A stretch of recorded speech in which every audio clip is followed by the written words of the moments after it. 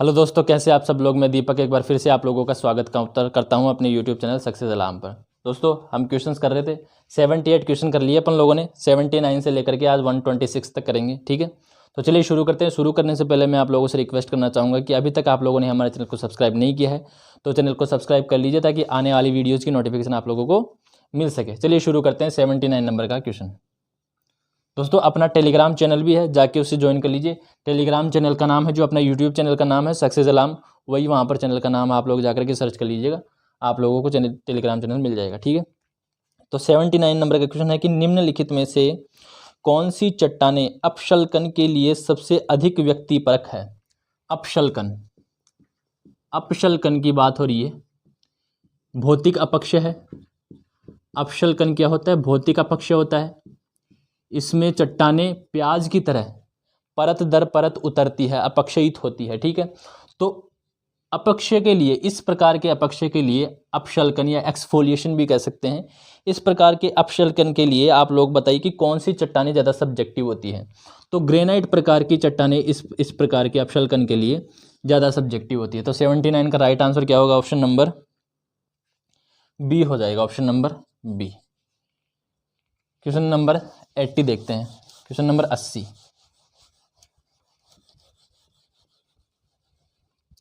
80 number का question है आप लोगों के सामने, ठीक है।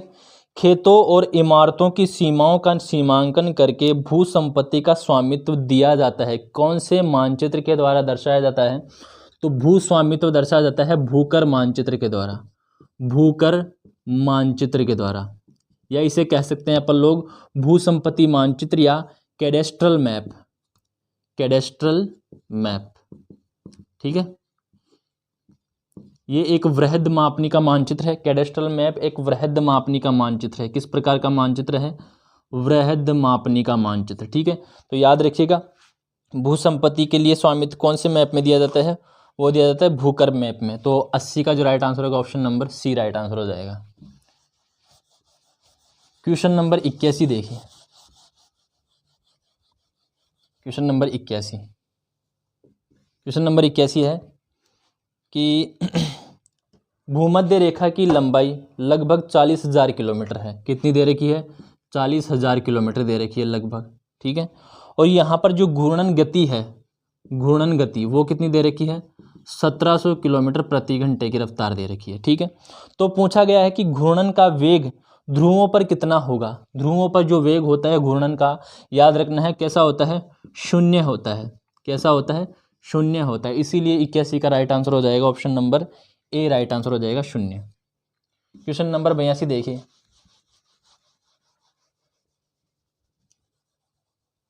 क्वेश्चन नंबर 82, क्वेश्चन नंबर 82 है, यदि RF 1:1,00,000 है, RF 1:1,00,000 है, 10,000 लाख, ठीक है। तो 10 मील का प्रतिनिधित्व किसके द्वारा किया जाएगा? किसका पूछा गया है? 10 मील का पूछा गया है। 10 मील का प्रतिनिधित्व किसके द्वारा किया गया है? तो अब मील दे रखी है, इसका मतलब जो अपना आंसर आएगा वो इंच में आएगा। किस में आएगा? इंच में आएगा, ठीक है। तो अब देखिए 63,000, एक मील में इंच कितने होते हैं? 63,360, 63,360। तो 10 मील में इंच कितने होंगे? 10 मील में हो गए 6,33,600, 6,33,600। क्यों? क्योंकि एक बिंदु और एक जीरो और लग जाएगा यहाँ पर, ठीक है। तो अगर 1 इंच 1,00,000 को प्रदर्शित कर रहा था तो 6.34 किसे प्रदर्शित करेगा? इसे प्रदर्शित करेगा। 6,33,600 को प्रदर्शित करेगा। 1 इंच 1,00,000 को प्रदर्शित कर रहा है तो 6 इंच तो प्रदर्शित करेगा 6,00,000 को। बाकी जो 33,600 बच गए उसे 34 इंच क्या करेगा? प्रदर्शित करेगा। तो इसी तरह जो राइट आंसर हो जाएगा वो अपना हो जाएगा 6.34 इंच। ये राइट आंसर हो जाएगा 82 का ऑप्शन नंबर बी। सेंटीमीटर में क्यों नहीं होगा? क्योंकि 10 मील में अब आप लोगों को देखना है कि 1 मील में जो सेंटीमीटर होती है वो 1,60,934 होती है। मतलब 1,60,934। अगर हम इसे 10 मील के बराबर करें तो एक बिंदु और लगा देंगे तो ये कितने बन जाएंगे, 16 लाख बन जाएंगे। तो ये 15 सेंटीमीटर से भी ऊपर चला जाएगा। तो क्या इसमें 15 सेंटीमीटर से ऊपर दे रखा है, ये केवल 15 सेंटीमीटर दे रखा है। 15 इंच बहुत बड़ा हो जाएगा और 6.34 सेंटीमीटर के बराबर नहीं होगा। तो बचा एक ऑप्शन 6.34 इंच। क्वेश्चन नंबर 83 देखते हैं। ऐसे क्वेश्चन आप लोगों को आने चाहिए, पूछे जाते हैं।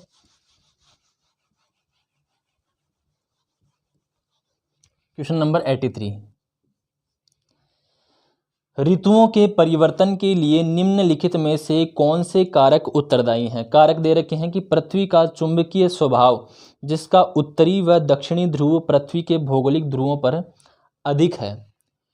पृथ्वी का जो भौगोलिक चुंबकीय स्वभाव है, मैग्नेटिक जो फील्ड है, उसका नॉर्थ और साउथ पोल कहाँ पर है, उत्तर ध्रुव और दक्षिण ध्रुव। पृथ्वी के उत्तर ध्रुव और दक्षिण ध्रुव, इनका कोई इफेक्ट नहीं पड़ता ऋतुओं के चेंज होने में। इफेक्ट किसका पड़ता है कि ध्रुवों की ओर पृथ्वी की धुरी का निरंतर अविभाज्य, इसका पड़ता है। धुरी क्या होती है, अविभाज्य है ध्रुवों की ओर, ठीक है। नेक्स्ट है अविभाज्य नहीं, अभिविन्यास। ध्रुवों की ओर पृथ्वी की धुरी का निरंतर अभिविन्यास क्या होता है, ऋतुओं के परिवर्तन के लिए जिम्मेदार होता है। क्योंकि सूर्य केवल कर्क रेखा और मकर रेखा तक ही जाता है, बाद में नहीं जाता, ठीक है। नेक्स्ट है 664 सेकंड पर पृथ्वी की धुरी का झुकाव पृथ्वी की कक्षा के तल पर, ठीक है। तो इस प्रकार जो क्वेश्चन दिया गया था ये एक PYQ है, ठीक है। इस क्वेश्चन को पढ़ने पर ही लोगों को ये क्वेश्चन समझ में नहीं आता, लेकिन ए ऑप्शन को अगर अपन लोग साइड में निकाल दें, क्योंकि जो मैग्नेटिक फील्ड है उसका ऋतुओं पर कोई प्रभाव नहीं पड़ता, तो अगर ए ऑप्शन को अपन साइड में निकाल दे तो अब आप लोग देखिए कि एक जिसमें भी है वो आप लोगों का राइट आंसर नहीं होगा और एक जिसमें भी नहीं है वो आप लोगों का राइट आंसर हो जाएगा।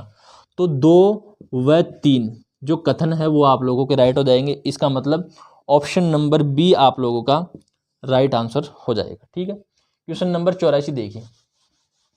ऐसे क्वेश्चनों को ऐसे ही किया जाता है, समझ में कुछ नहीं आता उनमें, लेकिन राइट आंसर करना पड़ता है, ठीक है। क्वेश्चन नंबर 83 हो गया। क्वेश्चन नंबर 84 देखते हैं।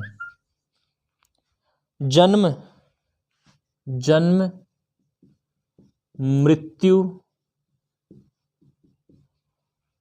आप्रवास माइनस बाहरी प्रवास, आप्रवास माइनस बाहरी प्रवास। इसका मतलब अंदर आए हुए लोग और बाहर गए हुए लोगों को क्या करना है, आपस में माइनस करना है। तो प्रवास आ जाएगा कि कितने लोग प्रवास किए हैं, चाहे वो अंदर आए हों चाहे बाहर आए हों।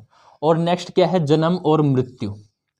जन्म में से मृत्यु माइनस करेंगे प्लस आप्रवास और बाहरी प्रवास को माइनस करके प्रवास जोड़ देंगे, तो उस चीज को कहेंगे क्या, ये पूछा गया आप लोगों को। तो जनसंख्या की वृद्धि दे रखी है, जनसंख्या की प्राकृतिक वृद्धि दे रखी है, जनसंख्या की नकारात्मक वृद्धि दे रखी है और जनसंख्या की सकारात्मक वृद्धि दे रखी है। जनसंख्या की सकारात्मक वृद्धि का मतलब होता है जनसंख्या में वृद्धि होना, पॉजिटिव वृद्धि होना।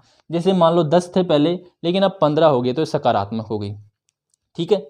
नकारात्मक क्या हो गई, कमी होना। ऑप्शन बी है आप लोगों के सामने, जनसंख्या की प्राकृतिक वृद्धि। प्राकृतिक वृद्धि में कभी भी प्रवास को शामिल नहीं किया जाता, प्राकृतिक वृद्धि में केवल शामिल किया जाता है जन्म माइनस मृत्यु। जन्म में से मृत्यु को निकाला जाता है और प्राकृतिक वृद्धि आ जाती है। लेकिन अगर प्रवास को अपन शामिल कर लेंगे तो ये केवल जनसंख्या की वृद्धि हो जाएगी, जनसंख्या की वृद्धि। प्राकृतिक वृद्धि कब होगी, जब जन्म कितने लेंगे और मरे कितने हैं उन लोगों को माइनस करके जो जनसंख्या आएगी उसे ही प्राकृतिक वृद्धि कहेंगे। लेकिन प्रवास शामिल करते ही प्राकृतिक नहीं आएगा, उसमें क्या आएगा, सिंपली जनसंख्या की वृद्धि आएगी। तो 84 का जो राइट आंसर है वो हो जाएगा ऑप्शन नंबर ए हो जाएगा, option number A.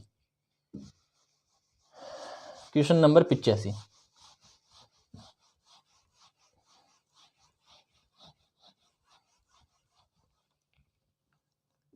Question number 85 है, सिंचाई की तीव्रता को किस प्रकार परिभाषित किया गया है। सिंचाई की तीव्रता को किस प्रकार परिभाषित किया है, तो इसका option number C right answer हो जाएगा। अब सी किस प्रकार होगा कि जो अपने पास बोया गया क्षेत्र है, शुद्ध बोया गया जो क्षेत्र है उसमें शुद्ध सिंचित क्षेत्र कितना है। जैसे मान लो 40% 100% बोया गया है अपने पास पूरा, और अपन लोगों ने 60% उसको सिंचित कर दिया और 40% ऐसे ही पढ़ाया भी नहीं सींचा, तो इसी से पता लगेगा कि सिंचित क्षेत्र कितना होगा या सिंचित जो सिंचाई की तीव्रता है वो कितनी होगी। ठीक है, आ रही है बात समझ में। तो सी ऑप्शन है कि शुद्ध सिंचित क्षेत्र का बोए गए क्षेत्र का प्रतिशत, बोया गया पूरा क्षेत्र कितना है और उस बोए गए क्षेत्र में शुद्ध सिंचित क्षेत्र कितना है, और यही सिंचाई की तीव्रता को परिभाषित करेगा। ठीक है, तो याद रखना इस चीज को। 85 का ऑप्शन नंबर सी हो जाएगा। क्वेश्चन नंबर 86, क्वेश्चन नंबर 86 देखिए आप लोग। क्वेश्चन नंबर 86 है, निम्नलिखित में से कौन प्राकृतिक रबर का प्रमुख उत्पादक है। तो प्राकृतिक रबर का प्रमुख उत्पादकों में सबसे बड़ा जो उत्पादक का नाम आता है वो आता है थाईलैंड का। किसका आता है? थाईलैंड का आता है। भारत चौथे नंबर पर है। भारत कौन से स्थान पर आता है? चौथे स्थान पर आता है। आ रही है बात समझ में। पहले नंबर पे कौन है? थाईलैंड। तो 86 का जो राइट आंसर हो जाएगा ऑप्शन नंबर डी हो जाएगा। क्वेश्चन नंबर 87 देखिए। क्वेश्चन नंबर 87, क्वेश्चन नंबर 87 है कि विश्व के सबसे ऊंचे वृक्ष पाए जाते हैं। कौन से क्षेत्रों में विश्व के सबसे ऊंचे वृक्ष पाए जाते हैं? मुझे पता है आप लोग कौन सा आंसर करोगे, भूमध्य रेखीय क्षेत्र आंसर करोगे। वहां पर ऊंचे वृक्ष तो पाए जाते हैं, लेकिन विश्व के ऊंचे सबसे ऊंचे वृक्ष वहां पर नहीं पाए जाते हैं। विश्व के सबसे ऊंचे जो वृक्ष पाए जाते हैं वो समशीतोष्ण क्षेत्रों में पाए जाते हैं, ऑप्शन डी में।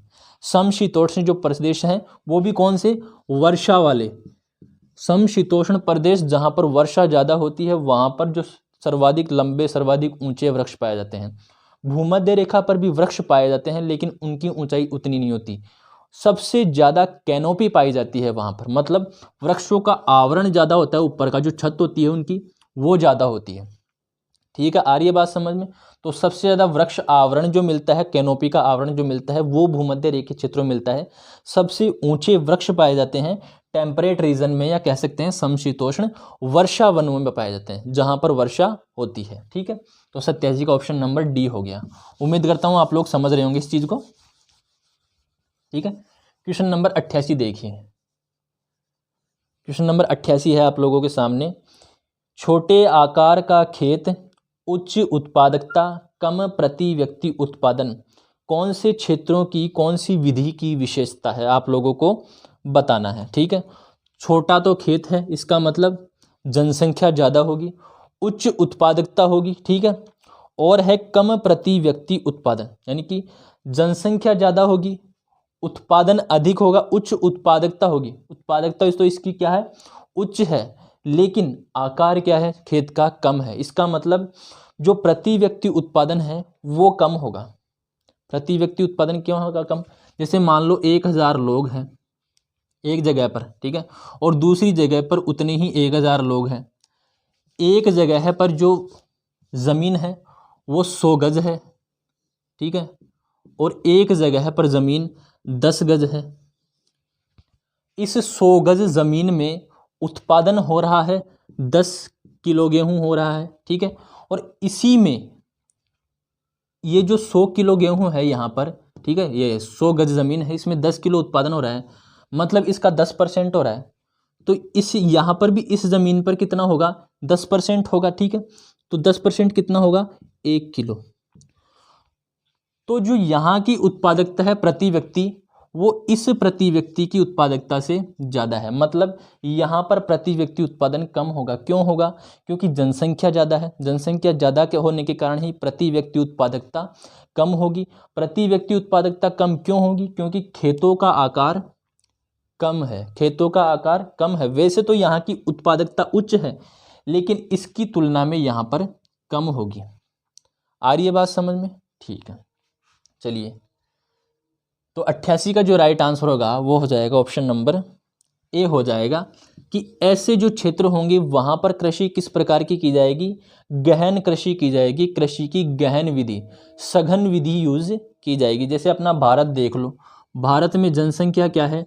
ज़्यादा है, लेकिन यहाँ के जो खेत हैं उनका आकार धीरे धीरे छोटा होता जा रहा है। उनकी उत्पादकता तो ज़्यादा है लेकिन उनका आकार कम है, इसलिए वहाँ पर जो उत्पादन होता है वो यहाँ की जनसंख्या के अनुपात में कम है, यानी कि प्रति व्यक्ति उत्पादन कम है। आ रही है बात समझ में? तो 88 का ऑप्शन नंबर ए हो जाएगा। ठीक है। क्वेश्चन नंबर 89, उम्मीद करता हूँ आप लोगों को समझ में आ रहा होगा। दोस्तों अगर चीज़ें पसंद आ रही हैं और चीज़ें समझ में आ रही है तो एक बार लाइक ज़रूर कीजिएगा और वीडियो को शेयर ज़रूर कीजिएगा। ठीक है। 88 हो गया। क्वेश्चन नंबर 89, 89 है, भारत में वन भूमि का सर्वाधिक नुकसान किसके कारण होता है? तो भारत में सर्वाधिक वन भूमि का नुकसान होता है कृषि क्रिया के कारण। क्यों? क्योंकि जो खेत थे उनमें पानी बचा नहीं। ठीक है। वहाँ की मृदा खराब हो चुकी, बचे क्या? वन बचे। जनसंख्या भी तेज़ी से बढ़ रही है तो लोग खेतों में मकान बना रहे हैं। आप लोग देखते होंगे आपके आसपास जितने भी पहले खेत थे वहाँ पर प्लाट कट चुके हैं। ठीक है। ऐसे ही कृषि अब क्या की जा रही है, जो जंगल है, जो उपजाऊ क्षेत्र है, वहाँ पर कटाई की जा रही है और वहाँ पर कृषि शुरू की जा रही है। तो सबसे ज़्यादा नुकसान का किसके कारण होता है? कौन सी क्रिया के कारण होता है? कृषि क्रिया के कारण होता है। ठीक है। आ रही है बात समझ में? तो 89 का जो राइट आंसर होगा ऑप्शन नंबर डी हो जाएगा। ठीक है। क्वेश्चन नंबर 90 देखते हैं। क्वेश्चन नंबर 90, किस प्रकार के प्राकृतिक खतरों से संपत्ति व जीवन को अधिकतम नुकसान होता है? सबसे ज़्यादा नुकसान कौन से खतरों से होता है भाई? कौन सा जो प्राकृतिक आपदा होगी उससे ज़्यादा होगा?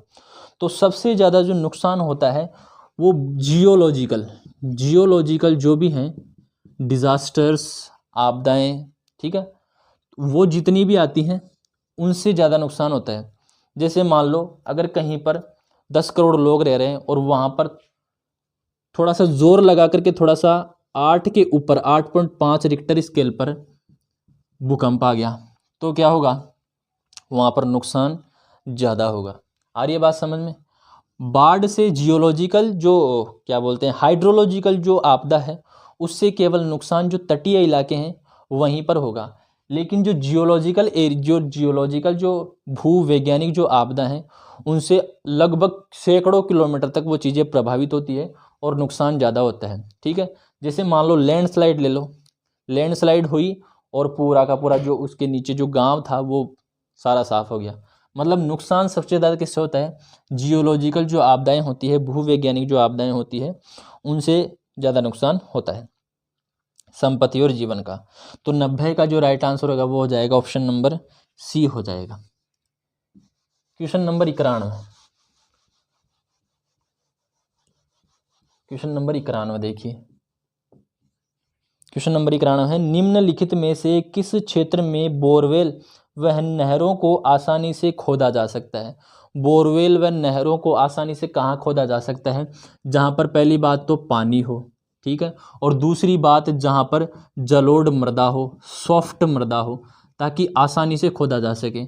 अगर कहीं पर पथरीला जो धरातल है वो है तो बोरवेल खोदने में ज़्यादा दिक्कत आएगी। तो सॉफ्ट धरातल होना चाहिए और पानी भी होना चाहिए। तो उत्तरी मैदान की जो सॉफ्ट जलोढ़ है ऑप्शन ए के अनुसार, उत्तरी मैदान की जो सॉफ्ट जलोढ़ है वो बोरवेल व नहरों को आसानी से खोदने के लिए आसान है। ठीक है। तो 91 का right answer option number A हो जाएगा। क्वेश्चन नंबर 92,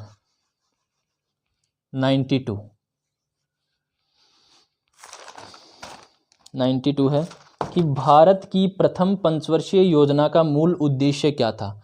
भारत की प्रथम पंचवर्षीय योजना का मूल उद्देश्य क्या था? ये आप लोगों को पता होना चाहिए कि भारत की प्रथम पंचवर्षीय योजना का मूल उद्देश्य क्या था। उस टाइम पर अपना देश आज़ाद हुआ ही था। ठीक है। तो सबसे बड़ी बड़ी जनसंख्या थी, सबसे बड़ी प्रॉब्लम थी वो थी किसकी? खाने की। तो खाने की प्रॉब्लम को दूर करने के लिए किस पर ध्यान दिया गया? कृषि विकास पर ध्यान दिया गया। किस पर ध्यान दिया गया? कृषि विकास पर ध्यान दिया गया। ठीक है। तो 92 का जो राइट आंसर होगा वो ऑप्शन नंबर ए हो जाएगा। क्वेश्चन नंबर 93, क्वेश्चन नंबर 93 देखिए।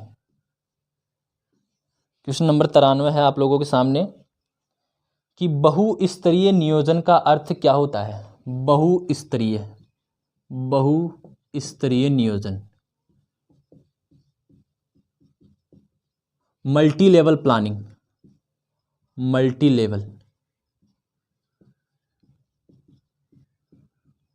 ये क्या होता है? ये होता है बेस से लेकर के और उच्च स्तर तक विकास करना। मतलब जो पंचायतें हैं, पंचायत स्तर से लेकर के राष्ट्रीय स्तर तक कार्य, राष्ट्रीय स्तर तक कार्य या राष्ट्रीय स्तर तक की योजना क्या कहलाती है? बहुस्तरीय नियोजन कहलाता है। ठीक है, तो 93 का जो राइट आंसर होगा वो ऑप्शन नंबर, जो छोटे लेवल से लेकर के बड़े लेवल तक की जाती है, तो 93 का हो जाएगा ऑप्शन नंबर डी हो जाएगा। क्वेश्चन नंबर 94 देखिए।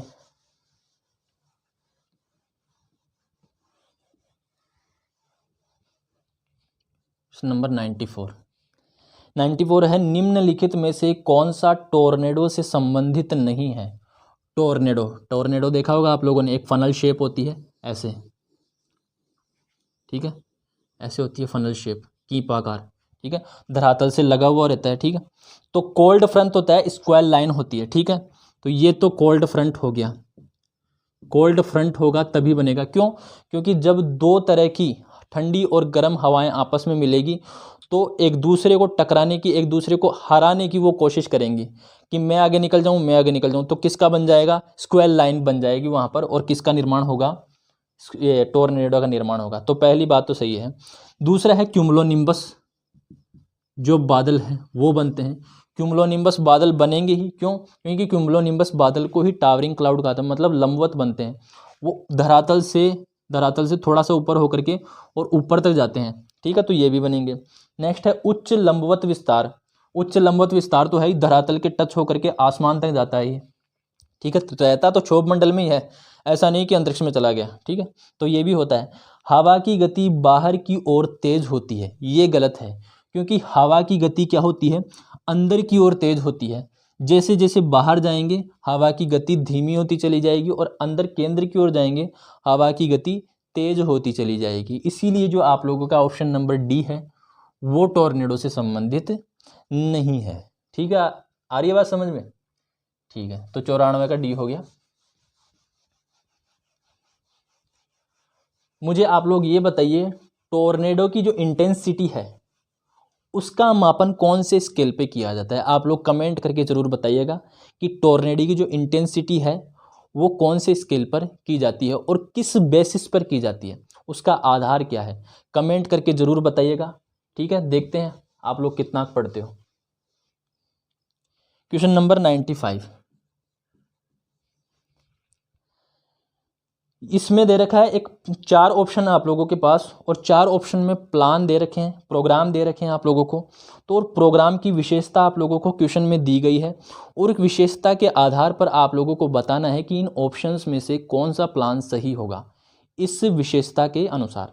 तो ये है कि इस प्लान की शुरुआत 1977-78 में 1977-78 में मरुस्थलीकरण को नियंत्रित करने, पारिस्थितिकी संतुलन बहाल करने और रेगिस्तानी क्षेत्र के लोगों के आर्थिक स्तर में सुधार करने के लिए स्थितियां बनाने के उद्देश्य से की गई थी। तो कौन सा प्रोग्राम था वो, आप लोगों को इन चारों ऑप्शन में से बताना है। तो एक प्रोग्राम था DDP, desert development program, desert development program. इसका उद्देश्य आप लोगों के सामने क्वेश्चन के रूप में दिया हुआ है।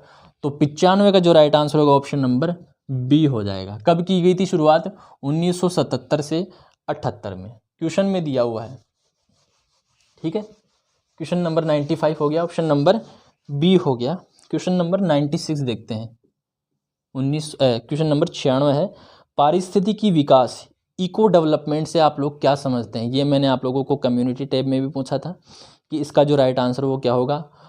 उसके अनुसार आप लोगों का जो रिस्पांस था वो अच्छा था। इसका मतलब आप लोग सब लोगों को ये पता है कि इको डेवलपमेंट होता क्या है।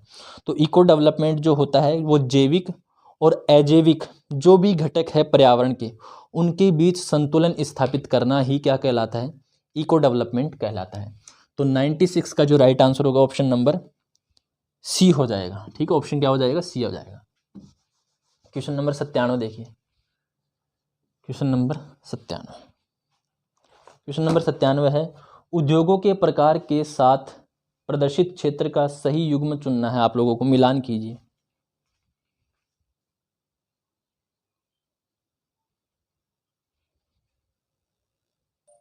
चलिए क्वेश्चन नंबर 97 कीजिए। 97 क्वेश्चन नंबर है और ये है कि उद्योगों के प्रकार है, उनके प्रदूषित क्षेत्र है। ठीक है, तो आप लोग देखिए, मैं यहाँ पर नहीं लिखता हूँ क्योंकि यहाँ पर लिखने से टाइम ज़्यादा कंज्यूमिंग होगा और टाइम अपना इम्पोर्टेंट है। तो तारापुर जो है वो रासायनिक उद्योग के लिए यहाँ पर दिया गया है। तारापुर किसके लिए दिया गया है? रासायनिक उद्योग के लिए दिया गया है। जोधपुर जो दे रखा है वो सूती वस्त्र और डाई के लिए दिया गया है। जोधपुर किसके लिए दिया गया है? सूती वस्त्र और डाई के लिए। जो मनाली है वो दिया गया है तेल रिफाइनरी, रसायन उद्योग और उर्वरक उद्योग के लिए। जो लास्ट का है 4 नंबर, कोरबा छत्तीसगढ़ वाला, कोरबा है छत्तीसगढ़ में, याद रखना कौन से गढ़ में है? छत्तीसगढ़ में है। तो यहाँ पर है बिजली संयंत्र है। इसके अलावा छत्तीसगढ़ में एल्यूमिनियम उद्योग यहाँ का प्रसिद्ध है और इसके अलावा खनन यहाँ पर प्रसिद्ध है। लेकिन अगर तारापुर का अपन बिजली संयंत्र के साथ जोड़ करके रख देते तो यहाँ पर खनन वगैरह, एल्यूमिनियम उद्योग वगैरह वो जुड़ता नहीं। इसीलिए जो ऑप्शंस के अनुसार है वो अपन लोगों को इस तरह से मिलान करना है कि तारापुर का हो जाएगा ऑप्शन नंबर डी, जोधपुर का हो जाएगा बी, मनाली का हो जाएगा सी और कोरबा का हो जाएगा ए। ठीक है, आ रही है बात समझ में? 97 का हो गया। ठीक है, 98 देखते हैं। इसके मैंने ऑप्शंस नहीं लिखे हैं आप लोगों के सामने क्योंकि ऐसे अगर आप लोग याद रखोगे तो याद ज़्यादा होंगे। ऑप्शंस बस आप लोग देखते हो और टिक कर देते हो। ठीक है, बाद में उसको याद नहीं रखते। आप जितनी बार भी इसे पढ़ोगे ना उतनी बार आप लोग इसे ध्यान से देखोगे। ठीक है, 98 देखते हैं। ग्रामीण व शहरी श्रेणियों को किसके आधार पर परिभाषित किया गया है? कि भाई कौन सा क्षेत्र तो ग्रामीण होगा और कौन सा क्षेत्र शहरी होगा। इसे निर्धारित करने के लिए आप लोगों के पास परिभाषा क्या है, आधार क्या है, ये बताना है। तो देखिए ऑप्शन नंबर ए है मुख्य रूप से आर्थिक गतिविधि। हाँ भाई, आर्थिक गतिविधि जो है वो जरूर निर्धारित करती है। ठीक है, कि ग्रामीण क्षेत्रों में जो आर्थिक गतिविधियां हैं वो सीमित होती है। कृषि होती है, ठीक है, वाटर सप्लाई होती है थोड़ी सी बहुत। ठीक है, इसके अलावा उद्योग धंधे होते नहीं हैं, एजुकेशन भी ज़्यादा नहीं होती, हॉस्पिटैलिटी भी ज़्यादा नहीं होती। ठीक है, ट्रांसपोर्टेशन भी ज़्यादा डेवलप नहीं होता। तो यहाँ पर थोड़े बहुत होते हैं विकास। ठीक है, तो आर्थिक गतिविधियां यहाँ पर कम होती है और यहाँ पर ज़्यादा होती है। ठीक है, बड़े बड़े जो केंद्र है, जो सेंटर है, जो ऑफिसेज वगैरह हैं वो सारे शहरों में होते हैं। ठीक है, तो ये तो हो गया। दूसरा है जनसंख्या घनत्व। जनसंख्या घनत्व से भी डिसाइड किया जाता है कि जनसंख्या घनत्व 400 से अधिक होगा या 400 से नीचे होगा, ये आप लोगों को देखना है। ठीक है, आप लोगों को जो सेंसस है उसके अनुसार जो शहरी और ग्रामीण, उसका जो सेंसस है कि किस आधार पर शहर बताया गया है और किस आधार पर ग्रामीण बताया गया है, वो आप लोगों को एक बार पढ़ के ज़रूर जाना है। हो सकेगा तो मैं आप लोगों को इस प्रकार के 1-2 क्वेश्चन करवा दूंगा। ठीक है, आगे आने वाले वीडियोज़ में, और आपको बता दूंगा कि किस प्रकार से निर्धारित किया गया है। वैसे आप लोगों के सिलेबस में नहीं है लेकिन ये आप लोगों के सिलेबस में है। ठीक है, नेक्स्ट है सी, सुविधाओं के आधार पर। ग्रामीण क्षेत्रों में सुविधाएं कम मिलती है और शहरी क्षेत्रों में सुविधाएं अच्छी तरह से मिल जाती है। बेसिक एमिनिटीज़ भी ग्रामीण क्षेत्रों में पूरी नहीं हो पाती है। ठीक है, ग्रामीण क्षेत्रों में बस इतना है कि बच्चे 10th क्लास तक लास्ट स्कूल जा सकते हैं, उसके बाद में आप लोगों को शहरों में पलायन करना ही पड़ेगा एजुकेशन के लिए। 10th नहीं तो 12th है, कॉलेजेस बहुत कम मिलती है। ठीक है, तो ये है बेसिक एमिनिटीज़ के आधार पर भी ग्रामीण और शहर क्षेत्रों को निर्धारित, उनको परिभाषित किया जाता है। तो ठीक है, तो इसीलिए जो 98 का होगा right answer option number D हो जाएगा कि उपरोक्त सभी क्या है जो परिभाषित करने के आधार है ग्रामीण और शहरों को। क्वेश्चन नंबर 99 देखिए, क्वेश्चन नंबर 99, रेडोन क्या है? रेडोन आप लोगों को पता होना चाहिए, एक रेडियो एक्टिव गैस है। किस प्रकार की गैस है? रेडियो एक्टिव, रेडियोधर्मी गैस है। ठीक है, रेडियोधर्मी क्या है? एक गैस है, इसीलिए 99 का ऑप्शन नंबर ए हो जाएगा। क्वेश्चन नंबर 100 देखते हैं। क्वेश्चन नंबर 100, क्वेश्चन नंबर 100 है कि किसी पारितंत्र में किसी जीव के विशिष्ट स्थान को क्या कहा जाता है? यहाँ पर दे रखा है विशिष्ट स्थान। यहाँ पर जो हिंदी में ऑप्शन है वो इस क्वेश्चन के अनुसार गलत है। विशिष्ट स्थान, किसकी बात हो रही है? विशिष्ट स्थान की बात हो रही है किसी भी पारिस्थितिकी तंत्र में। ठीक है, अगर किसी भी जीव का अगर प्राकृतिक स्थान पूछते तो उसे आवास कह देते, लेकिन इस ऑप्शंस के अनुसार अगर अपन देखें, इंग्लिश में देखें, तो वो आवास नहीं होगा, वो क्या होगा? इकोलॉजिकल नाइच होगा। क्या होगा? NICHE, या इसे इकोलॉजिकल निश भी कह सकते हैं। क्यों? क्योंकि कौन सा स्थान होता है? एक स्पेसिफिक विशिष्ट स्थान होता है, एक फंक्शनल स्थान होता है उसका। जैसे उल्लू है, उल्लू क्या करता है? किसी भी पारिस्थितिकी तंत्र में उल्लू दिन में तो उड़ नहीं सकता, तो उसका एक विशेष स्थान होता है कि वो रात में उड़ेगा और रात में ही शिकार करेगा, रात में ही सर्वाइव करवाता है, उड़ पाता है। ठीक है, तो ये क्या हो गया? उस पारिस्थितिकी तंत्र में उल्लू का एक विशेष स्थान हो गया, और उस चीज़ को बोलते हैं इकोलॉजिकल नाइश बोलते हैं, या इकोलॉजिकल निश बोलते हैं। ठीक है, आ रही है बात समझ में? तो 100 का जो राइट आंसर होगा ऑप्शन नंबर ए हो जाएगा। यहाँ पर आवास दे रखा है, लेकिन ऑप्शंस में क्या है, आप लोग नाइच भी कर लेना। क्यों? क्योंकि नाइच आवास को ही कहा जाता है लगभग लगभग। ठीक है, हिंदी में टाइपिंग में अगर आप लोग नाइच करोगे सर्च, तो वहाँ पर कई जगहों पर आवास भी लिखा हुआ आएगा। ठीक है, आ रही है बात समझ में? ठीक है, तो 100 का जो राइट आंसर होगा ऑप्शन नंबर ए हो जाएगा, इकोलॉजिकल नाइच या आवास। Question number 101।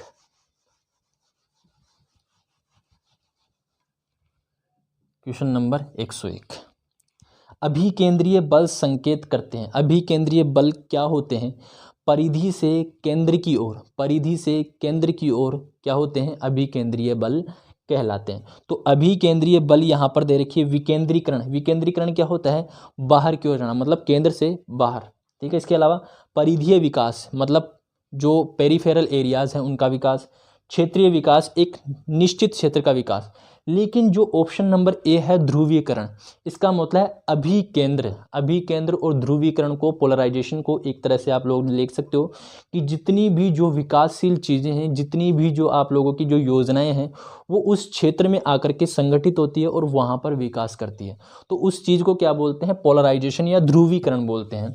तो 101 का जो राइट आंसर होगा ऑप्शन नंबर ए हो जाएगा कि अभिकेंद्री जो होता है, अभिकेंद्रीय बल किस ओर संकेत करता है? पोलराइजेशन या ध्रुवीकरण की ओर संकेत करता है। ठीक है, 101 का राइट आंसर हो गया option number A.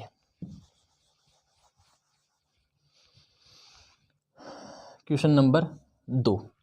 Question number 2 है 102 है, निम्नलिखित में से किस प्रकार का अपरदन चंबल के नालों के निर्माण के लिए उत्तरदायी है? तो चंबल के नालों के निर्माण के लिए कौन सा जो अपरदन है वो उत्तरदायी है? एक तो होता है रिल और एक होता है गली। एक होता है रिल और एक होता है गली। रिल होती है छोटी छोटी स्ट्रीम जो एक साथ मिलकर एक मेन रिवर बनाती है, और वो रिवर क्या कहलाती है? गली कहलाती है। और ये गली क्या करती है? इरोजन ज़्यादा करती है। इरोजन मतलब गहराई में इरोजन करती है, साइड में इरोजन करती है। इसीलिए जो चंबल की जो उत्खात भूमि है, बीहड़ जो क्षेत्र हैं, वहाँ पर जो अपरदन है उसके कारण के लिए कौन सा है? गली अपरदन जिम्मेदार है। तो 102 का राइट आंसर क्या होगा? Option number D right answer हो जाएगा। Question number 103। क्वेश्चन नंबर 103 देखिए, 103 है, पोरबंदर, रत्नागिरी, तिरुवनंतपुरम और विशाखापत्तनम भारत में किसके महत्वपूर्ण केंद्र हैं? महत्वपूर्ण केंद्र, केंद्रों की बात हो रही है, महत्वपूर्ण केंद्र। ठीक है, केंद्र तो और भी है, जैसे बंदरगाह इसमें ऑप्शन दे रखा है ऑप्शन नंबर सी, तो बंदरगाह तो और भी है, लेकिन महत्वपूर्ण बात हो रही है यहाँ पर किसकी बात हो रही है? महत्वपूर्ण की बात हो रही है। तो ये मत्स्य पालन, मत्स्य पालन के महत्वपूर्ण केंद्र है। कौन कौन से? पोरबंदर हो गया, रत्नागिरी, तिरुवनंतपुरम, विशाखापत्तनम, ये मत्स्य पालन के महत्वपूर्ण केंद्र। तो 103 का जो राइट आंसर होगा ऑप्शन नंबर बी हो जाएगा। ठीक है, क्वेश्चन नंबर 104। क्वेश्चन नंबर 104, 104, 104 करिए आप लोग।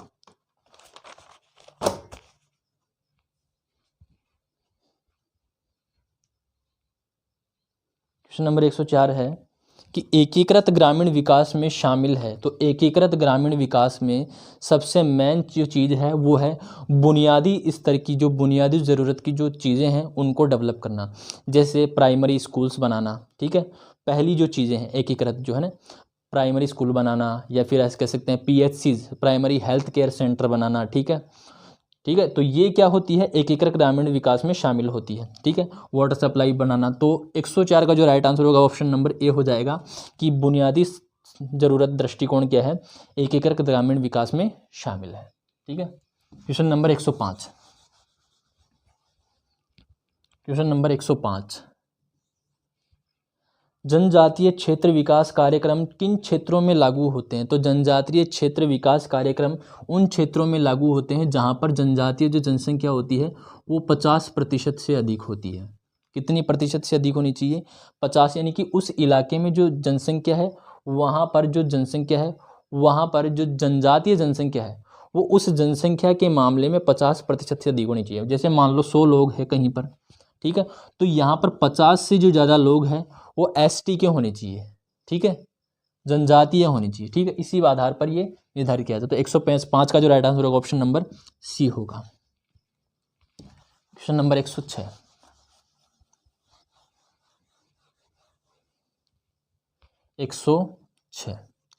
106 है, निम्नलिखित में से कौन भारत का कृषि जलवायु क्षेत्र नहीं है? तो पश्चिमी घाट है, पश्चिमी घाट नहीं दे रखा है भारत के प्रमुख जलवायु कृषि जलवायु प्रदेशों में, वहां पर दे रखा है पश्चिमी घाट एवं हिल्स। ठीक है, तो ये सही हो जाएगा आप लोगों का। तो 106 का जो राइट आंसर होगा ऑप्शन नंबर सी हो जाएगा। ठीक है, 15 कृषि जलवायु प्रदेश बताए गए हैं कृषि विभाग द्वारा। 107 नंबर देखते हैं, क्वेश्चन नंबर 107, कितने कृषि जलवायु प्रदेश है? 15 याद रखना, बस आप लोग मुँह ज़बानी याद रख लेना। ठीक है, हो सकता है क्वेश्चन आ जाए। ठीक है, तो 107 है कि निम्नलिखित में से किस राज्य क्षेत्र में तालाब से सिंचाई नहीं होगी? तो ऑप्शन नंबर बी देखिए, यहाँ पर ऑप्शन नंबर बी क्या लिखा हुआ है कि उत्तर पूर्वी भारत के उबड़ खाबड़ लेकिन उच्च वर्षा वाले क्षेत्रों में, वहाँ पर उच्च वर्षा है तो पहली बात तो वहाँ पर सिंचाई की कोई आवश्यकता नहीं है। उबड़ खाबड़ है इसका मतलब तालाब वहाँ पर बनेंगे नहीं, सिंचाई ज़्यादा होगी नहीं, इसीलिए नहीं होगी, सिंचाई नहीं होगी तालाब से। कहाँ पर नहीं होगी? ऑप्शन बी के अनुसार उत्तर पूर्वी भारत के उबड़ खाबड़ लेकिन उच्च वर्षा वाले क्षेत्रों में सिंचाई के लिए तालाब की आवश्यकता नहीं पड़ेगी। इसके अलावा ऑप्शन नंबर ए भी सही है, सी भी सही है और डी भी सही है। इन तीनों में सिंचाई के लिए तालाब की आवश्यकता पड़ती है। ऑप्शन बी के अनुसार तालाब की आवश्यकता नहीं पड़ती है। ठीक है, तो 107 का ऑप्शन नंबर बी हो गया। क्वेश्चन नंबर 108, क्वेश्चन नंबर 108 है, सिंधु सतलज और अलकनंदा की घाटियां क्या दिखाती है कि हम क्या है, क्या दर्शाती है? तो ये दर्शाती है कि हम जो नदियां हैं ना, वो ये जो पर्वत है आप लोगों का हिमालय पर्वत, इससे भी पुरानी है, एंटीसीडेंट रिवर्स हैं हम। किस प्रकार की रिवर है? एंटीसीडेंट, पूर्ववर्ती नदियां, जिससे हिमालय के उत्थान से पूर्व से बह रही हैं, बस उनका मार्ग चेंज हो रहा है थोड़ा बहुत, और बाकी ये पूर्व से, ये जो हिमालय के उत्थान है उससे पहले से बह रही है, तो यही दिखाती है। तो 108 का जो राइट आंसर होगा ऑप्शन नंबर ए हो जाएगा। क्वेश्चन नंबर 109, क्वेश्चन नंबर 109, 109 है, मेघालय राज्य निम्नलिखित में से किस आदिवासी संयोजन के लिए जाना जाता है? तो मेघालय में जो पहाड़ियां हैं उन पहाड़ियों पर उसी प्रकार की जनजातियां भी रहती है, तो वहां पर जो पाया जाता है संयोजन वो पाया जाता है गारो खासी का। कौन सा संयोजन पाया जाता है? गारो खासी का संयोजन मिलता है, इसीलिए option number B right answer हो जाएगा। गारो खासी जयंती है, वहां पर पहाड़ियां भी हैं। ठीक है, क्वेश्चन नंबर 110 देखिए, क्वेश्चन नंबर 110, क्वेश्चन नंबर 110 है, मानचित्र पर प्रथम मेरिडियन देशांतर किसके द्वारा दिखाया गया था? मेरिडियन की बात हो रहा है, देशांतरों की बात हो रहा है। इरेटोस्थनीज ने क्या किया था? अक्षांश और देशांतर अलग अलग बताए थे, 8 बताए थे, 8 देशांतर और 8 ही अक्षांश बताए थे। लेकिन मेरिडियन किसने बनाया था? सबसे पहले वो बनाया था हेरोडोटस ने। ऑप्शंस के अनुसार हेरोडोटस ने बनाया था, और इन्होंने विश्व को 3 महाद्वीपों में बांटा था, यूरोप, एशिया और लीबिया। इन्होंने अफ्रीका, जो उत्तरी अफ्रीका का भाग है, उसे लीबिया नाम दिया था। ठीक है, कौन थे? हेरोडोटस। तो 110 का जो राइट आंसर होगा ऑप्शन नंबर सी हो जाएगा। Question number 111, question number 111, question number 111 है आप लोगों के सामने कि 1000 mm आइसो हाइट, क्या है 1000 mm आइसो हाइट की बात हो रही है, मतलब 100 सेंटीमीटर की बात हो रही है। कितनी सेंटीमीटर की बात हो रही है? 100 सेंटीमीटर। आइसो हाइट का मतलब होता है समान वर्षा वाले स्थानों को मिलाने वाली रेखा। इसका मतलब ये रेखा किस प्रकार की होगी? 100 सेंटीमीटर वाले स्थानों को मिलाने वाली होगी। तो ठीक है, भारत के जो है वो जिसके बीच भारत के दो क्षेत्र देश के लगभग 2 बराबर भागों में विभाजित होते हैं। एक 100 सेंटीमीटर की आइसो हाइट है, वो भारत को लगभग 2 बराबर भागों में बांटती है। तो वो किन 2 बराबर भागों में बांटती है, किस प्रकार बांटती है? तो ये बांटती है आर्द्र जो वन है, ठीक है, आर्द्र जो वन है, और इसके अलावा जो शुष्क पर्णपाती वन है उसमें बांटती है। ठीक है, जो 100 सेंटीमीटर की जो समवर्षा रेखा होगी उसके नीचे वाली जो वर्षा होगी वो शुष्क पर्णपाती और उससे ऊपर वाली आर्द्र सदाबहार वन वाली होगी। तो 111 का option number B right answer हो जाएगा।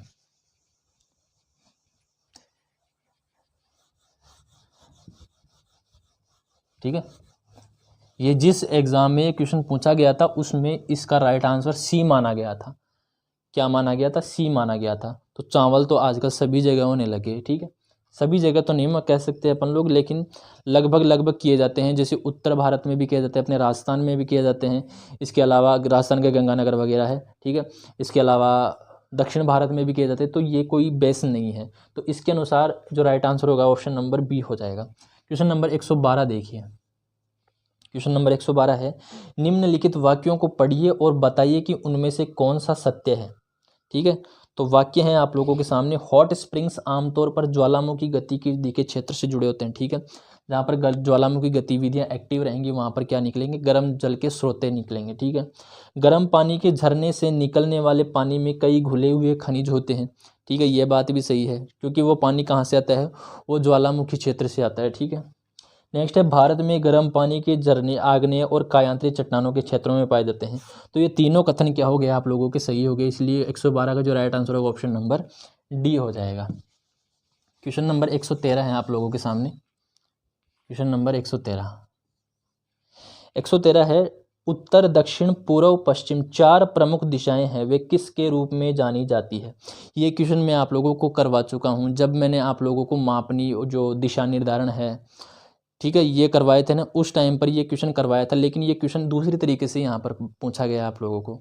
तो उत्तर दक्षिण जो पूर्व पश्चिमी 4 दिशाएं हैं वो किस नाम से जानी जाती है? तो उस टाइम पर मैंने बताया था भी आप लोगों को, उस टाइम पर मैंने क्वेश्चन भी दिया था कि निम्नलिखित में से कौन सा कार्डिनल पॉइंट नहीं है। तो उत्तर दक्षिण पूर्व पश्चिम ये जो 4 दिशाएँ हैं उन्हें कार्डिनल पॉइंट्स कहा जाता है। क्या कहा जाता है? कार्डिनल पॉइंट्स कहा जाता है। ये अच्छा क्वेश्चन है, यहाँ से क्वेश्चन पूछ सकता है। ये क्वेश्चन पूछा गया है, ठीक है, पहले भी एग्जाम्स में। तो कार्डिनल पॉइंट्स बोलते हैं। ठीक है, तो 113 का जो राइट आंसर होगा वो ऑप्शन नंबर सी हो जाएगा। क्वेश्चन नंबर 114 देखिए।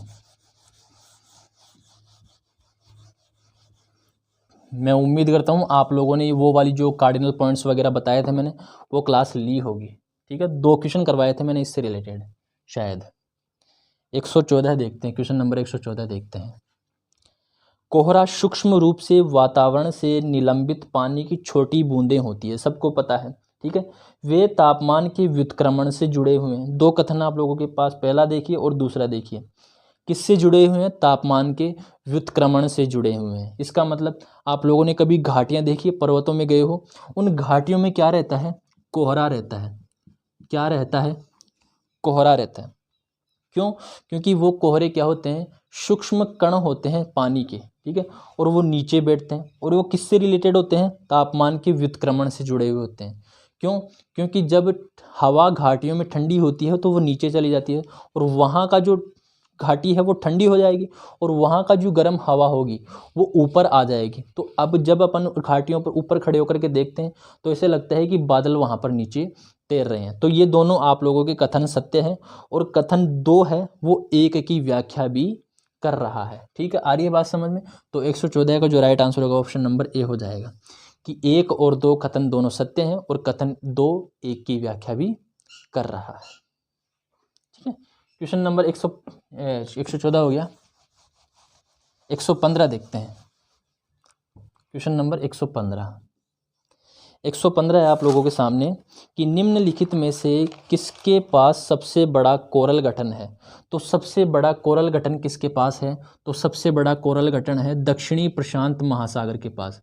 दक्षिणी प्रशांत महासागर में ऑस्ट्रेलिया के उत्तर पूर्व में, ऑस्ट्रेलिया के उत्तर पूर्व में एक सबसे बड़ा, विश्व का सबसे बड़ा कोरल रीफ है, उसका नाम है great barrier, great barrier coral reef.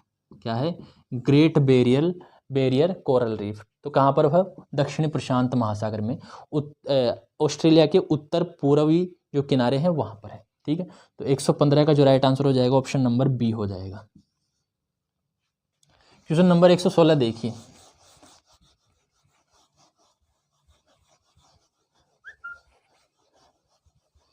Question number 116 116 देखिए, निम्नलिखित में से कौन एक गतिशील मृदा निर्माण कारक नहीं है? नहीं है जरूर देखना, ठीक है। इसमें चलिए 116 देखिए, क्वेश्चन नंबर 116 है, निम्नलिखित में से कौन एक गतिशील मृदा निर्माण कारक नहीं है? मृदा निर्माण कारक नहीं है, और वो भी कौन सा? गतिशील नहीं है। तो एक आप लोग देखिए कि पेरेंट सामग्री दिन प्रतिदिन बदलती रहती है।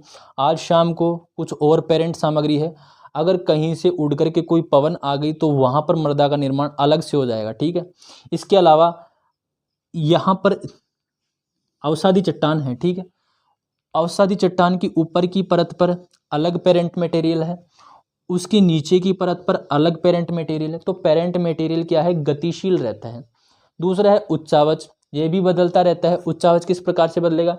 आज किसी की ऊंचाई 40 मीटर है, ठीक है, ढंग से आंधी आ गई, उसमें कण आ गए, तो क्या हो गया? ये 40 मीटर 39 मीटर हो गई, तो ये भी क्या हो गया? उच्चावच भी गतिशील हो गया। ठीक है, थोड़ा सा पानी बरसा, वहाँ पर कटाव लग गया, तो ये उच्चावच भी गतिशील है। समय तो सबको पता है, समय तो रुकता ही नहीं है, समय क्या है? गतिशील है।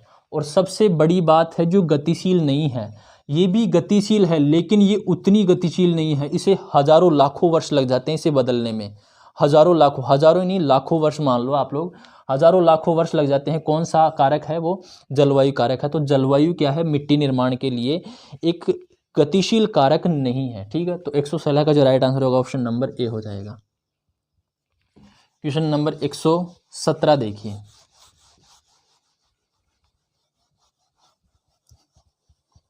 117 क्वेश्चन नंबर 117 क्वेश्चन नंबर करिए, चलिए करिए। क्वेश्चन नंबर 117 है आप लोगों के सामने कि जलवायुजन्य मृदा वर्गीकरण के अनुसार गर्म शुष्क जलवायु में मिट्टी का रंग कैसा होगा? गर्म जलवायु होगी और शुष्क जलवायु होगी। देखो ये एक PYQ है, प्रीवियस ईयर क्वेश्चन है, ये वहाँ से लिया है मैंने, और वहाँ पर जो इसका राइट आंसर दे रखा है वो दे रखा है लाल मिट्टी। किस प्रकार का दे रखा है? लाल मिट्टी। तो आप लोगों को भी यही याद रखना है। तो जलवायु जो गर्म और शुष्क जलवायु है उसमें मिट्टी का रंग कैसा होगा? लाल रंग होगा। ठीक है, तो 117 का जो राइट आंसर होगा ऑप्शन नंबर ए हो जाएगा। ठीक है, क्वेश्चन नंबर 118,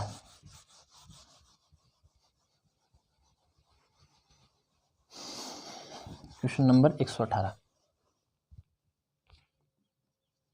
118 महाद्वीपीय शेल्फ के बाहरी किनारों पर तलछट मोटी हो सकती है, दे रखी है। यहाँ पर अपन लोगों ने औसत कितनी पढ़ रखी है? 8 किलोमीटर पढ़ रखी है, लेकिन ये कितनी हो सकती है? 15 किलोमीटर तक हो सकती है। इसीलिए 118 का जो राइट आंसर दे रखा है वो दे रखा है ऑप्शन नंबर डी। ठीक है, question number 119, question number 119 119 question number 119 है कि कौन सा बादल हवाई विमानों के लिए अधिक समस्याएं पैदा करता है? कौन सा बादल हवाई विमानों के लिए सबसे अधिक समस्या पैदा करता है? तो आप लोगों को मैं एक होमवर्क देता हूं, आप लोग ऊंचाई के अनुसार बादलों का स्तरीकरण पढ़िए कि सबसे नीचे बादल कौन सा है, दूसरे नंबर पे, तीसरे नंबर पे, 10 नंबर पे, 11 नंबर पे कौन सा है, ये आप लोगों को आप पढ़ना है। ठीक है, तो ऊंचा विमानों के लिए जो सर्वाधिक समस्या पैदा करता है वो कौन सा बादल है? वो है स्ट्रेटस बादल। कौन सा बादल? स्ट्रेटस। कौन सा बादल है? स्ट्रेटस बादल है 119 का जो राइट आंसर होगा ऑप्शन नंबर डी होगा।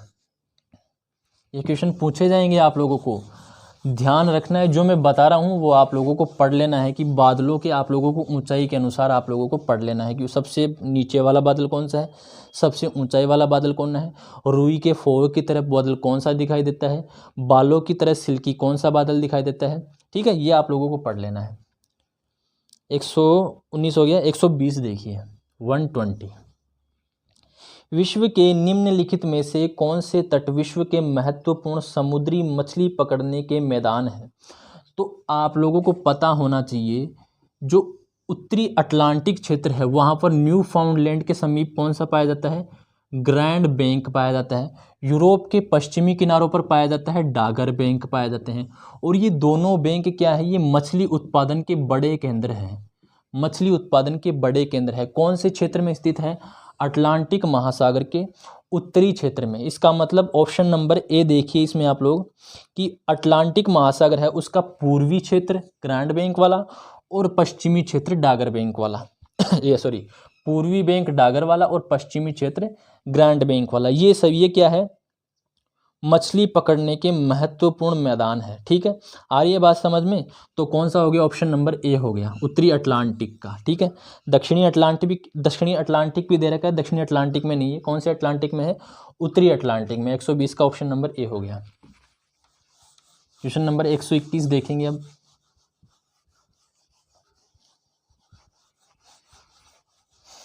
क्वेश्चन नंबर 121, क्वेश्चन नंबर 121 है, पानी का उच्चतम घनत्व किस तापमान पर होता है। तो ये क्वेश्चन आप लोग रट लेना भले ही।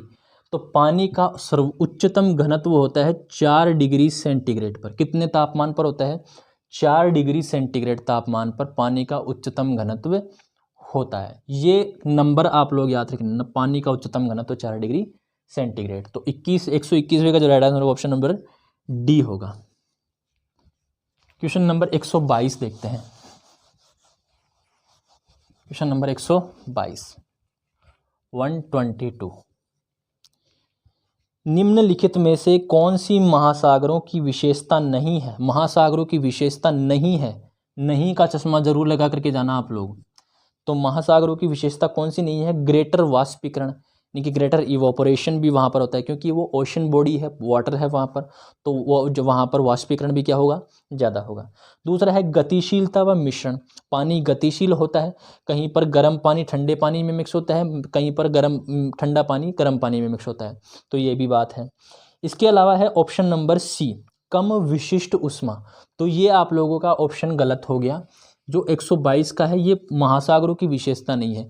महासागरों की विशेषता क्या है, उच्च विशिष्ट ऊष्मा, समझ गए, हाई स्पेसिफिक हीट है वो उनकी विशेषता मिलती है। क्यों, क्योंकि वो हीट को ज़्यादा अब्जॉर्ब करती है, पेनेट्रेट होती है नीचे की तरफ। ठीक है, पारदर्शिता होती है ऑप्शन डी के अनुसार वहाँ पर, तो सूर्य की किरणें ज़्यादा होती है और धीरे गर्म होती है क्योंकि वहाँ का पानी आगे की तरफ चला जाता है, गतिशील रहता है, तो स्पेसिफिक हीट जो होगी वाटर की वो ज़्यादा होती है। ठीक है, तो इसके अनुसार 122 का जो राइट आंसर हो जाएगा वो ऑप्शन नंबर सी हो जाएगा कि महासागरों की ये विशेषता नहीं है। महासागरों की विशेषता होती है उच्च विशिष्ट ऊष्मा, greater specific heat. Question number 123 देखिए। क्वेश्चन नंबर 123 है, वर्षा वन अवस्थित है। सब लोगों को पता है वर्षा वन कहाँ पर अवस्थित है। तो वर्षा वन कहाँ पर अवस्थित है, भूमध्य रेखीय क्षेत्रों में, भूमध्य सागरीय क्षेत्रों में नहीं, भूमध्य रेखीय क्षेत्रों में है। और भूमध्य रेखा क्षेत्र कहाँ पर है, निम्न अक्षांशों पर। कौन से अक्षांशों पर, निम्न अक्षांशों पर, वहाँ पर उच्च वर्षा होती है। निम्न अक्षांशों पर जहाँ पर उच्च वर्षा होती है वहाँ पर कौन से वन मिलेंगे, वर्षा वन मिलेंगे। ठीक आ रही है बात समझ में। 123 का जो राइट आंसर हो जाएगा ऑप्शन नंबर ए हो जाएगा। क्वेश्चन नंबर 124 देखिए। दोस्तों क्लास कैसी लग रही है कमेंट करके जरूर बताना आप लोग कि कैसी लगी क्लास आप लोगों को। 123 हो गया, क्वेश्चन नंबर 124 है आप लोगों के सामने। क्वेश्चन नंबर 124 है, 2-3 क्वेश्चन और करेंगे। 124 है, थर्मल भूमध्य रेखा की सामान्य स्थिति सामान्य रूप से कौन सी होती है। तो ऑप्शंस के अनुसार अपन लोगों को देखना है। ठीक है, तो थर्मल इक्वेटर बता लगाना अपना को।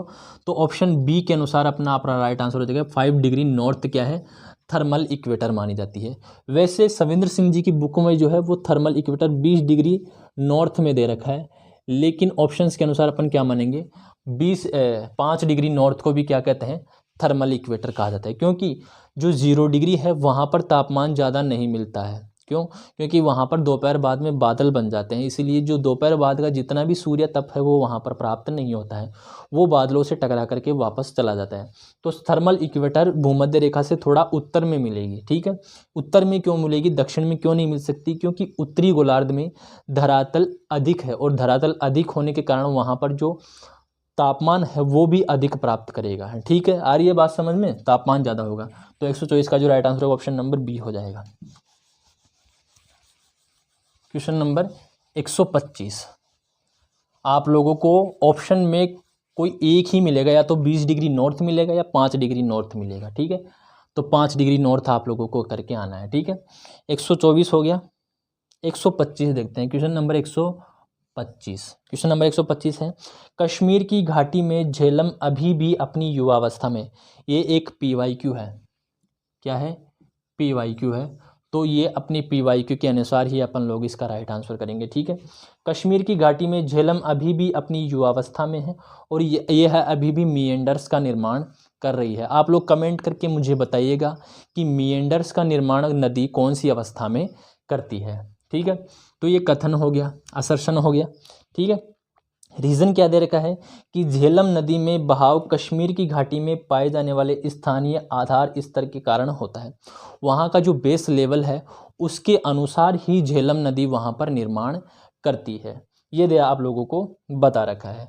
तो ये जहाँ से मैंने क्वेश्चन लिया है वहाँ पर इसका जो राइट आंसर दे रखा है वो ऑप्शन नंबर ए दे रखा है। मतलब ए और आर दोनों सत्य है तथा आर ए की सही व्याख्या कर रहा है। लेकिन आप लोग मुझे बताइएगा कमेंट करके कि क्या मिएंडर्स युवावस्था में बन सकते हैं। ठीक है, बताना आप लोग मुझे। ठीक है, तो इसका राइट आंसर अपन क्या करेंगे, ए कर लेंगे। ठीक है, क्वेश्चन नंबर 126। वैसे मुझे भी डाउट है इसमें, क्योंकि जिस प्रकार से उन्होंने राइट आंसर दिया है। चलिए आप लोग मुझे खुद बताइएगा कि मिएंडर्स रिवर कौन सी अवस्था में, कौन सी स्टेज में बनाती है। ठीक है, क्वेश्चन नंबर 126 देखते हैं आप लोगों के विचार क्या हैं। क्या आप लोगों के विचार एक जैसे ही होते हैं मेरी तरह, या फिर आप लोगों के विचार अलग अलग होंगे कि युवावस्था मिलेगी कहीं पर प्रौढ़ावस्था मिलेगी, कहीं पर वृद्धावस्था मिलेगी। देखते हैं आप लोगों के विचार किस प्रकार के हैं। ठीक है, 126। कुछ चीज़ें आप लोग मुझसे सीखेंगे, कुछ चीज़ें मैं आप लोगों से सीखूंगा। ठीक है, जिस प्रकार से उन्होंने ये आंसर दिया है उस प्रकार से मुझे थोड़ा सा कन्फ्यूज़न है। ठीक है, 126 देखिए, कोई अपने आप में परिपूर्ण नहीं होता है। चंद्रमा की ज्वारीय शक्ति सबसे शक्तिशाली होती है, सब लोगों को पता है, जब चंद्रमा 3,56,000 किलोमीटर की दूरी पर पृथ्वी के सबसे निकट होता है। पृथ्वी के सबसे निकट की बात हो रही है। किसकी बात हो रही है? चंद्रमा की बात हो रही है। तो पृथ्वी के चंद्रमा जब सबसे निकट होगा तो उस स्थिति को क्या कहेंगे? उस स्थिति को कहेंगे उपभू। लेकिन यहाँ पर बात किसके संदर्भ में हो रही है? ज्वार के संबंध में हो रही है। तो इस समय होने वाले ज्वार को कौन से ज्वार के रूप में जाना जाएगा, ये आप लोगों को बताना है। तो इस समय होने वाला जो ज्वार है उसे पेरिजियन ज्वार कहा जाता है। कौन सा ज्वार कहा जाता है? पेरिजियन ज्वार कहता है। अब आप लोग ये मत कहना कि ये वृहद ज्वार होगा। वृहद ज्वार कब होता है? जब सूर्य, चंद्रमा और पृथ्वी एक सरल रेखा में, सीधी रेखा में होते हैं, तब होता है। लेकिन यहाँ पर सूर्य का कोई जिक्र नहीं है, यहाँ पर जिक्र है पृथ्वी के सबसे निकट होता है चंद्रमा। तब कौन सा ज्वार आता है? पेरिजियन ज्वार आता है, मतलब उपभू ज्वार आता है। ठीक है, और जब दूर होता है सर्वाधिक चंद्रमा पृथ्वी से तो उस समय आता है वो अपोजियन, या आप लोग कह सकते हैं अपभू ज्वार। अपभू ज्वार, भूमि ऊंच भूमि नीच आप लोगों ने पढ़ा होगा। वैसे मुझे वो नहीं पता, मुझे पता है केवल अपभू ज्वार होता है और उपभू ज्वार होता है, या फिर इसे पेरिजियन या अपोजियन कहते हैं। दूर होता है तब अपोजियन ज्वार आता है, पास होता है चंद्रमा पृथ्वी के तब पेरिजियन ज्वार आता है। ठीक है, तो 126 का जो राइट आंसर होगा ऑप्शन नंबर कौन सा है इसमें? पेरिजियन, ऑप्शन नंबर सी है। तो दोस्तों ये हो गए आप लोगों के 79 से लेकर के 126 तक मैंने आप लोगों के क्वेश्चन करवा दिए। टोटल कितने क्वेश्चन हो गए? 22 तो वो हो गए और 26 ये हो गए। 6 और 2 8, 2 और 2 4, टोटल 48 क्वेश्चन मैंने आप लोगों को करवा दिए हैं। आप लोगों को ये क्लास कैसी लगी आप लोग मुझे कमेंट करके ज़रूर बताना, ठीक है, ताकि आगे भी मैं आप लोगों के लिए इस प्रकार की क्लासें लेके आऊँ। तो अगर आप लोग हमारे चैनल पर पहली बार आए हो और वीडियो पसंद आया हो तो चैनल को सब्सक्राइब ज़रूर कीजिएगा और वीडियो को लाइक कीजिएगा, अपनी ग्रुप्स में शेयर कीजिएगा। अपना जो टेलीग्राम चैनल है सक्सेस अलार्म, आप टेलीग्राम पे जाइएगा, उसे ज्वाइन कर लीजिएगा। 1-2 दिन में जितनी भी क्लासें हुई हैं उनकी मैं PDF आप लोगों को विद आंसर की वहाँ पर उपलब्ध करवा दूँगा। तो चलिए मिलते हैं, तब तक के लिए अपना ध्यान रखिएगा। जय हिंद।